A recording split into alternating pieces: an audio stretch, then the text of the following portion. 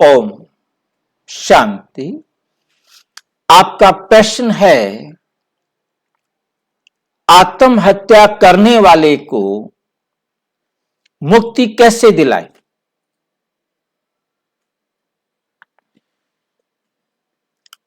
आत्महत्या की किसने, ये बात हमें सबसे पहले बहुत अच्छी तरह से समझनी है।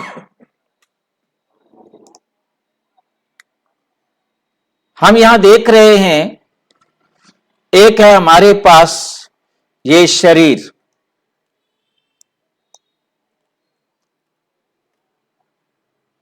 एक इस शरीर को चलाने वाली है आत्मा, तीसरा जीव आत्मा। शरीर में जब जमा आत्मा होती है तो जीव आत्मा कहलाता है। जीव जमा आत्मा, जीव आत्मा। जब इस जीव आत्मा में से ये आत्मा निकलती है तो सिर्फ जीव रह जाता है। आत्मा जब जीव में प्रवेश करती है तो जन्म, आत्मा जब जीव को छोड़ती है तो मृत्यु। हम ये भी सुनते आए कि आत्मा एक शरीर रूपी वस्त्र को छोड़ती है और दूसरा शरीर रूपी वस्त्र ले लेती है। आत्मा ने अपनी ड्रेस को समय समय पर चेंज करते रहना है। तो हमें समझ में आ रहा है कि आत्मा तो अमर है, आत्मा की तो हत्या हो नहीं सकती। आत्मा की हत्या हो नहीं सकती, फिर किसकी हत्या हुई? देह की हत्या हुई। किसने की? चाहे आत्मा को संकल्प आए कि इस शरीर को खत्म कर दिया जाए, चाहे किसी और आत्मा को संकल्प आए कि इसके शरीर को खत्म कर दिया जाए, चाहे कोई बीमारी आ जाए जो इस शरीर को खत्म कर दे, या कोई एक्सीडेंट हो जाए जिसके कारण शरीर खत्म हो जाए।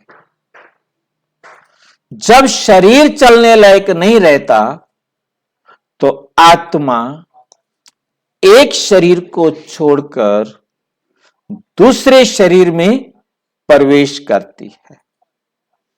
इस बात को हमें बहुत अच्छी तरह से समझना है कि आत्मा एक शरीर छोड़ती है और दूसरे शरीर में प्रवेश करती है।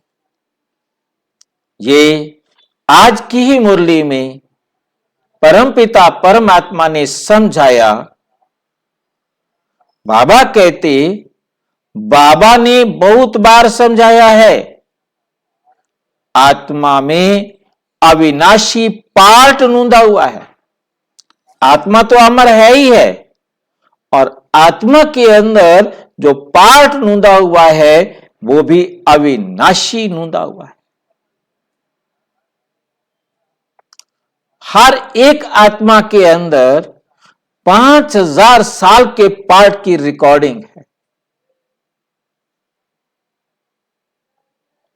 जिसमें नैनो सेकंड भी कम या ज्यादा नहीं हो सकता। आत्मा एक शरीर छोड़ फिर दूसरा लेना ही लेना है। आत्मा ने एक शरीर छोड़ा, उसने जाकर दूसरा शरीर लेना ही लेना है।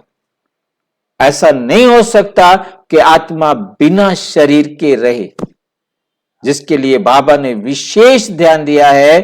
कितनी गुह्य बातें समझने की हैं, ये कितनी गुह्य बातें समझने की हैं कि आत्मा ने एक शरीर छोड़कर फिर दूसरा लेना ही लेना है।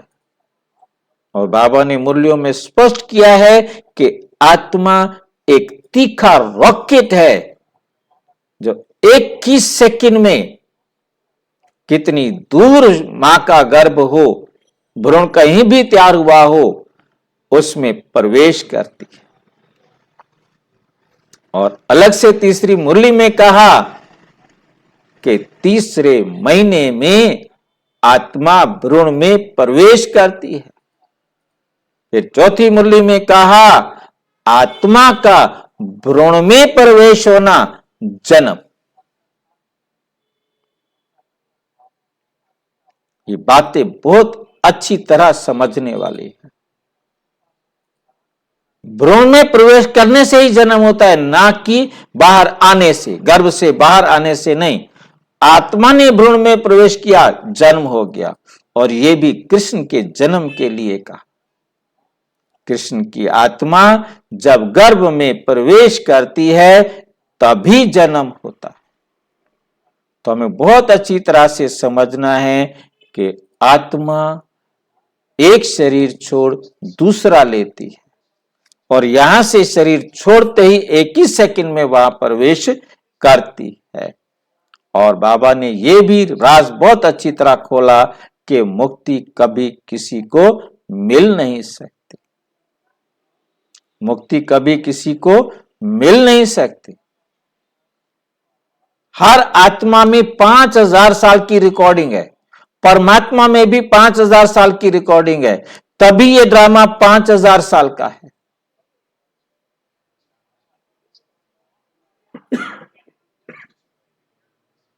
अब उसमें आत्मा परम धाम में रहना है कितना समय, वो भी उसमें रिकॉर्ड है। इसलिए ये तो ड्रामा प्लान अनुसार सभी को घर जाना ही है। अनेक बार घर जाते हैं, कोई तो पूरे 5000 वर्ष घर में नहीं रहते, कोई तो पूरे 5000 वर्ष रहते हैं। अब ये बात कहने के बाद, क्योंकि 5000 साल की रिकॉर्डिंग है, 5000 साल का पाठ हर एक आत्मा को बजाना है। अब ये बात कहने के बाद बाबा को महसूस होता है कि एक्यूरेट नहीं बताया।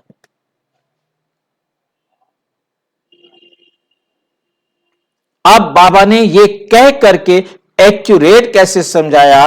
अंत में आएंगे, जो सबसे लास्ट में इस संसार में आएंगे पाठ बजाने, कोई भी आत्मा बिना पाठ बजाए नहीं रह सकती। अंत में जो आएंगे तो कहेंगे 4999 वर्ष शांति धाम में रहे, और हम कहेंगे 4999 वर्ष इस सृष्टि पर रहे। तो एक साल, जो 4999 साल परम धाम में रही आत्मा, वो एक साल के लिए इस पृथ्वी पर पाठ बजाने के लिए आई, और जो 4999 साल इस पृथ्वी पर पाठ बजाया, वो एक साल परम धाम में भी रही। तो हर आत्मा कम से कम एक साल परम धाम जरूर रहेगी, या कम से कम एक साल के लिए इस पृथ्वी पर पाठ बजाने के लिए जरूर आएगी। हर आत्मा में 5000 साल की रिकॉर्डिंग है। मोक्ष किसी को नहीं मिल सकता, मुक्ति मिल सकती है 4999 वर्ष के लिए। परंतु उस आत्मा को जो केवल इस संसार में एक साल के लिए आई हो, और जो जितना ज्यादा समय यहां रहेगी उतना उसका बाकी समय वो परमधाम में रहेगी। अब आप कहां रहना चाहते हो, ये आपके हाथ में नहीं है, ये आपके पार्ट में है। आपने अपना रोल जितना समय का जिस शरीर में जिसके साथ बजाने के लिए लिखा है, वहां पाठ बजाएंगे। जैसे वहां पाठ खत्म होगा, बहाना कुछ भी बने, आत्मा शरीर की हत्या करे स्वयं, चाहे किसी के द्वारा शरीर की हत्या हो, शरीर की हत्या करने के निमित्त चाहे कोई बीमारी बने, कोई व्यक्ति बने, कोई गाड़ी बने, कोई बिल्डिंग बने, कोई कारण बने, कोई भी कारण बने, शरीर जब खत्म होगा तो आत्मा के पास और कोई ऑप्शन नहीं, वो उस शरीर को छोड़ेगी और दूसरा शरीर ले लेगी। उसे यहां पाठ बजाना ही बजाना है। बाकी मोक्ष और कोई दूसरा हम क्या कर सकते हैं उनके लिए? कोई भी अन्य आत्मा किसी भी आत्मा के लिए कुछ नहीं कर सकती। ये बात हमें बहुत अच्छी तरह से समझना है कि कोई भी आत्मा किसी भी आत्मा के लिए मुक्ति दिलाना हो या उसके लिए कुछ भी करना हो नहीं कर सकती। कर्मों की गति के हिसाब से याद रखना है, जो करेगा सो भरेगा, जितना करेगा उतना भरेगा। कोई दूसरी आत्मा के किए हुए कर्म का फल किसी और को नहीं मिल सकता। या हम कह देते हैं कि हमने इतनी देर परमात्मा को याद किया, प्रभु इस समय का फल आप उनको दे देना, ये नहीं होता,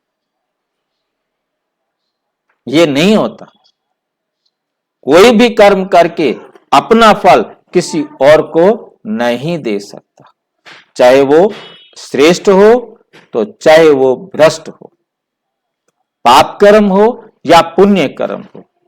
जिसने किया उसी ने ही पाना है, कोई और नहीं पा सकता। कि और अच्छी तरह से हमें समझना हो। ओम शांति। प्रजापिता ब्रह्मा कुमारी ईश्वरीय विश्वविद्यालय के किसी भी सेवा केंद्र पर संपर्क करें, और यदि कोई प्रश्न है तो 9213106986 पर केवल टेलीग्राम करें। 9650692270 पर केवल व्हाट्सएप करें, फोन नहीं। ओम शांति।